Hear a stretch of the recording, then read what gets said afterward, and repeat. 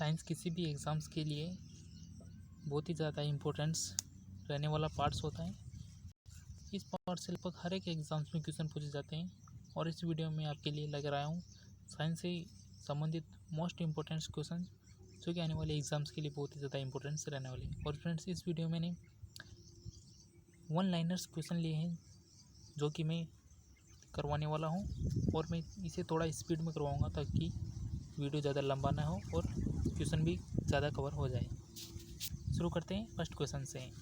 बर्फ़ में स्केटिंग करना प्रदर्शित करता है कि दाब बढ़ाने पर बर्फ़ का गलनांक क्या होगा। तो बर्फ़ में स्केटिंग करते हैं तो दाब के बढ़ाने पर बर्फ़ का गलनांक बढ़ता है या घटता है। तो इसका आंसर हो जाएगा दाब हमेशा घटेगा। बर्फ़ में स्केटिंग करते हैं तो बर्फ़ का गलनांक घटता है। नेक्स्ट क्वेश्चन है, स्टेनलेस स्टील एक मिश्र धातु है। स्टेनलेस स्टील एक सभी जानते हैं कि एक मिश्र धातु है। तो जबकि वायु क्या है, तो वायु एक मिश्रण है। मिश्र धातु वातु नहीं है, ये एक मिश्रण है। वायु विभिन्न गैसों का मिश्रण होता है। पर्यावरण का अध्ययन जीव विज्ञान की किस शाखा के अंतर किया जाता है। तो पर्यावरण से संबंधित जो भी अध्ययन होते हैं वो किस शाखा के अंतर्गत होते हैं, वो विज्ञान की होती है पारिस्थितिकी शाखा, इकोलॉजी। इकोलॉजी में पर्यावरण का अध्ययन किया जाता है। नेक्स्ट क्वेश्चन से, फूलों के संवर्धन के विज्ञान को क्या कहते हैं। फूलों के संवर्धन के विज्ञान को क्या कहते हैं, फ्लोरिकल्चर। फूलों के संवर्धन से याद रख सकते हैं फूल से फ्लोरिकल्चर, इस प्रकार हम याद रख सकते हैं। नेक्स्ट क्वेश्चन से, किसी असंतुलित बल द्वारा किसी पिंड में उत्पन्न त्वरण क्या होता है। किसी भी असंतुलित बल लगाया जाता है किसी भी पिंड पर तो उस पर जो त्वरण उत्पन्न होता है वह क्या होता है, वह बल के हमेशा व्युत्क्रमानुपाती होता है। बल के विपरीत होता है त्वरण, ये आपको याद रखना है। निम्न में से कौन एक अस्थायी कण है। तो अस्थायी कण कौन होता है, परमाणु में अस्थायी कण होता है न्यूट्रॉन। न्यूट्रॉन एक अस्थायी कण है। परमाणु के नाभिक के अवयव कौन कौन हैं। तो किसी भी परमाणु के नाभिक में जो नाभिक पाया जाता है परमाणु का, उसमें कौन कौन अवयव पाए जाते हैं। तो उसमें पाए जाते हैं प्रोटॉन और न्यूट्रॉन। और फ्रेंड्स, इलेक्ट्रॉन इसके चारों ओर चक्कर लगाने का कार्य करते हैं। प्रोटॉन में पॉजिटिव आवेश होता है और न्यूट्रॉन उदासीन होता है, और सभी जानते हैं इलेक्ट्रॉन में नेगेटिव आवेश होता है। नेक्स्ट क्वेश्चन से, सजावटी वृक्ष तथा झाड़ियों के संवर्धन से संबंधित अध्ययन क्या कहलाता है। सजावटी वृक्ष एवं झाड़ियों के संवर्धन से संबंधित अध्ययन क्या कहलाता है आर्बोरिकल्चर। ये आपको याद रखना है, इंपॉर्टेंट क्वेश्चन से। नेक्स्ट क्वेश्चन से, निकट दृष्टि दोष से पीड़ित व्यक्ति के चश्मे में कौन सा लेंस लगाया जाता है। निकट दोष से जो भी पीड़ित व्यक्ति होते हैं उसके चश्मे में अवतल लेंस लगाया जाता है, ये आपको याद रखना है। निकट दृष्टि दोष का मतलब क्या होता है, इसमें निकट की वस्तु तो दिख जाती है लेकिन पास की वस्तु दिख जाती है लेकिन दूर की वस्तु दिखाई नहीं दे रही है। इसमें हमेशा उल्टा होता है, इस पर कन्फ्यूजन नहीं होना है। निकट दृष्टि दोष और दूर दृष्टि दोष। निकट की वस्तु तो दिखती है लेकिन दूर की नहीं दिखती है। नेक्स्ट क्वेश्चन है, दूर दृष्टि दोष से पीड़ित व्यक्ति के चश्मे में कौन सा लेंस प्रयोग में लिया जाता है।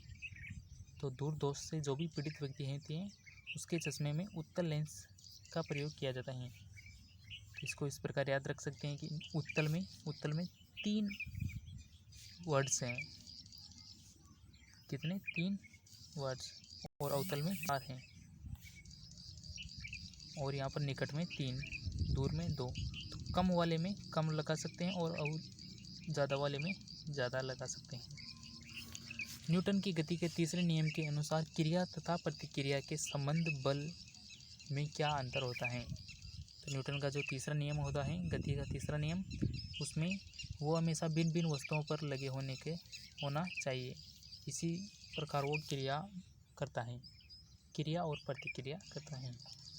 नेक्स्ट क्वेश्चन है, प्रत्येक क्रिया के बराबर व विपरीत दिशा में एक प्रतिक्रिया होती है। ये न्यूटन का कौन सा नियम है। ये न्यूटन का तृतीय नियम है। का तृतीय नियम हो जाएगा क्रिया के विपरीत क्रिया होना। माइकोलॉजी में किसका अध्ययन किया जाता है? तो माइकोलॉजी में किसका अध्ययन किया जाता है? तो माइकोलॉजी में कवक का अध्ययन किया जाता है। जल में तैरना न्यूटन की गति के किस नियम के कारण संभव है? जल में तैरना न्यूटन का ये कौन सा नियम है? तो ये है न्यूटन का तृतीय नियम। तृतीय नियम कौन सा है? क्रिया प्रतिक्रिया का नियम। कोई पिंड तब तक विरामावस्था में ही बना रहेगा जब तक उस पर कोई बाह्य बल कार्य नहीं करता। ये कथन किसका है? तो ये कथन किसने दिया था? ये दिया था न्यूटन ने। नेक्स्ट क्वेश्चन है, न्यूक्लियन नाम सामान्यतः किसके लिए है? तो न्यूक्लियन किसके लिए? जो होता है प्रोटॉन और न्यूट्रॉन। ये नाम केवल इन दोनों के लिए सीमित रूप से लिया जाता है। न्यूक्लियन नाभिक में जो पाई जाती हैं उनके लिए। पॉजिट्रॉन है। पॉजिट्रॉन क्या है? ये एक धन आवेशित इलेक्ट्रॉन होता है। नेक्स्ट क्वेश्चन है, एग्रोफोरेस्ट्री क्या है?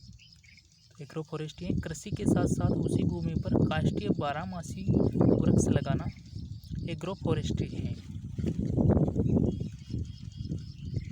नेक्स्ट क्वेश्चन है, एक्सोबायोलॉजी में किसका अध्ययन किया जाता है? तो एक्सोबायोलॉजी में बाह्य ग्रह तथा अंतरिक्ष में जीवन का अध्ययन किया जाता है। ये आपको याद रखना है। एक्सो एवं बायो, एक्सो और बायो। एक्सो को हम बाहर से याद रख सकते हैं, बाह्य दुनिया का अध्ययन करना। मोनोजाइट किसका अयस्क है? तो मोनोजाइट किसका अयस्क होगा? वो हो जाएगा थोरियम का। थोरियम मोनोजाइट का अयस्क है। बॉक्साइट किसका प्रमुख अयस्क है? ये मोस्ट इम्पोर्टेंट क्वेश्चन है। तो बॉक्साइट एल्यूमिनियम का अयस्क है। कार्नेलाइट किसका खनिज है? कार्नेलाइट किसका खनिज हो जाएगा? ये हो जाएगा मैग्नीशियम का। ये तीनों मोस्ट इम्पोर्टेंट क्वेश्चन है। नेक्स्ट क्वेश्चन है, गन मेटल किसका अयस्क है? जो गन मेटल होती हैं वो किस किस के अयस्क होते हैं? होते हैं तांबा, टिन और जिंक। इन तीनों का अयस्क होता है गन मेटल। लहसुन की अभिसानिक गंध का प्रमुख कारण क्या है? वो हो जाएगा सल्फर यूज। लहसुन में सल्फर के कारण उसमें गंध उत्पन्न होती है। जल में आसानी से घुलनशील हैं। जल में आसानी से कौन घुल सकता है? वो है नाइट्रोजन। भारी जल एक प्रकार का क्या है? भारी जल क्या हो जाएगा? एक प्रकार का मंदक है। मंदक की तरह व्यवहार करता है भारी जल। कौन कोलोइडी नहीं है? वो हो जाएगा रक्त। नेक्स्ट क्वेश्चन है, पनीर किसका उदाहरण है? पनीर किसका है? जेल का। पनीर जेल का उदाहरण है, कोलोइडी का नहीं। माचिस की तीली के एक सिरे पर लगा मसाला किसका मिश्रण होता है? माचिस की जो तीली होती है उस पर किसका मिश्रण लगा होता है? हो जाएगा लाल फास्फोरस और गंधक। तो लाल फास्फोरस और गंधक पाई जाती है माचिस की तीली में, इस कारण वो चलता है। कौन सा एक प्रकृति में अनुचुंबकीय है? तो प्रकृति में कौन एक अनुचुंबकीय है? वो हो जाएगा ऑक्सीजन। ऑक्सीजन एक अनुचुंबकीय है। जो तत्व ऑक्सीजन पर प्रतिक्रिया नहीं करता वह कौन सा है? ऑक्सीजन पर आयोडीन प्रतिक्रिया नहीं करता है। निम्न में से कौन सा सर्वाधिक स्थायी तत्व है? तो सबसे ज़्यादा स्थायी तत्व कौन सा होता है? सीसा। लेड सबसे ज़्यादा स्थायी तत्व है। निम्नलिखित में से क्या जल से हल्का होता है? जल से हल्का कौन होता है? होता है सोडियम। फ्रेंड्स, इस वीडियो में मैंने ये प्रीवियस ईयर के क्वेश्चन लिए हैं जो कि रेलवे, एनटीपीसी और ग्रुप डी में सर्वाधिक बार पूछे जा रहे हैं। सामान्यतः ट्यूबलाइट में कौन सी गैस होती है? तो ट्यूबलाइट में कौन सी गैस भरी होती है? वो होती है आर्गन के साथ मरकरी वेपर।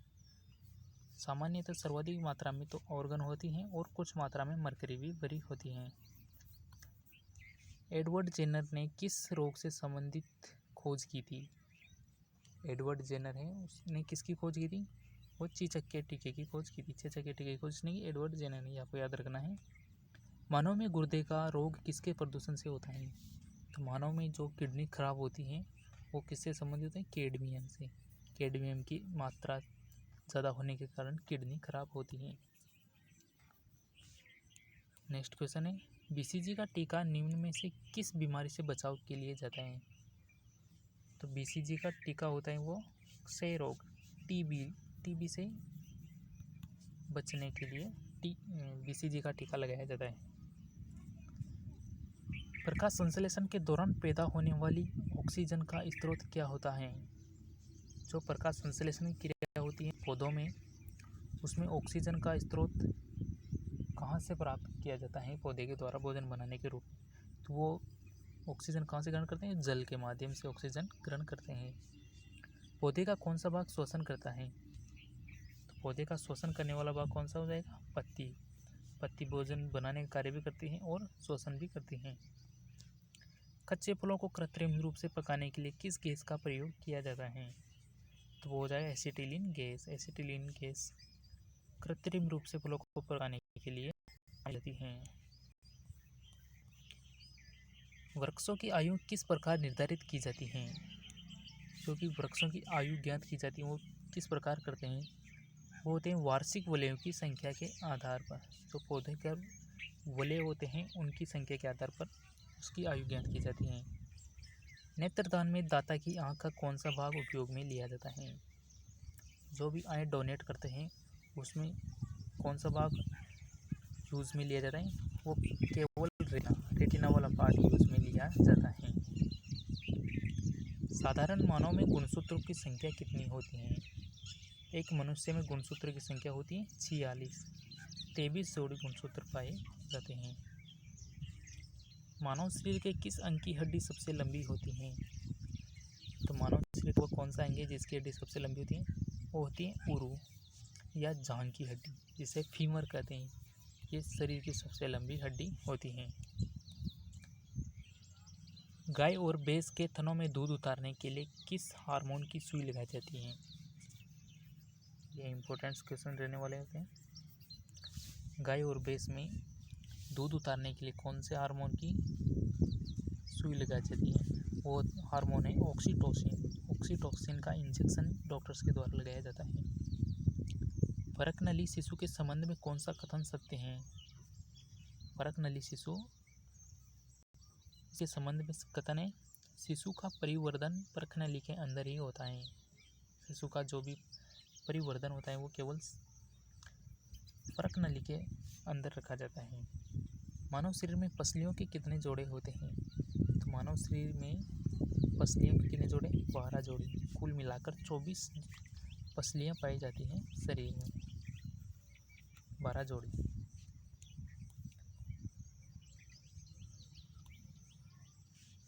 नेक्स्ट क्वेश्चन है, किस द्रव के एकत्रित होने पर मांसपेशियां थकान का अनुभव करने लगती है? तो वह कौन सा द्रव है जो शरीर में एकत्रित हो जाता है, इस कारण वो थकान महसूस करने लगते हैं? तो वो है लैक्टिक एसिड। लैक्टिक एसिड की उपस्थिति के कारण थकान महसूस होती है। स्तनधारियों में आरबीसी का निर्माण कहाँ पर होता है? जो भी सभी स्तनधारी हैं उसमें आरबीसी का निर्माण कहाँ होता है? अस्थि मज्जा में, बोन मेरो से इंग्लिश में क्या कहते हैं? बोन मेरो में आरबीसी का निर्माण होता है। और शिशुओं में ये प्लीहा में भी होता है, यह आपको याद रखना है। वॉशिंग मशीन किस सिद्धांत पर आधारित है? वॉशिंग मशीन किस सिद्धांत पर आधारित? वो है अपकेंद्रण के सिद्धांत पर। और एक छाछ बिलोने की मशीन अपकेंद्रण के सिद्धांत पर कार्य करती है। न्यून तापमानों क्रायोजेनिक्स का अनुप्रयोग कहाँ पर होता है? तो वो होता है अंतरिक्ष यात्रियों पर क्रायोजेनिक्स का अनुप्रयोग होता है। फ्रेंड्स, ये थे मोस्ट इम्पोर्टेंट 50 क्वेश्चंस जो कि बहुत ही ज़्यादा इम्पोर्टेंट रहने।